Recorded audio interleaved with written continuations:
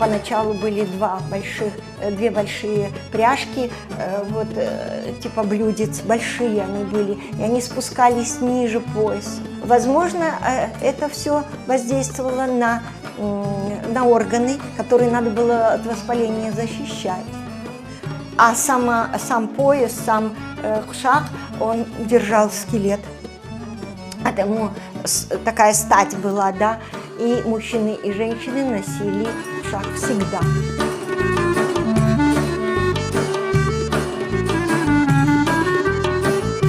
И наш орнамент, он растительный, и в нем каждый штрих, каждый цветочек, каждый шиповник, или это гранат, или это тюльпан-цветочек, то есть они несут с собой информацию. И ты будешь знать, это ногайка, или это татка, и замужем, не замужем, сколько сыновей, сколько детей. Это все написано, это все для посвященных.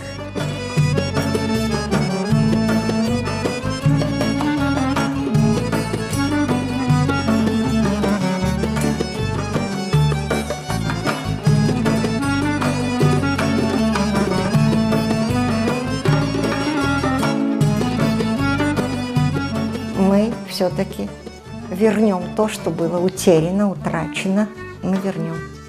И будем гордиться своим костюмом, народом, языком, культурой, и будем развиваться дальше.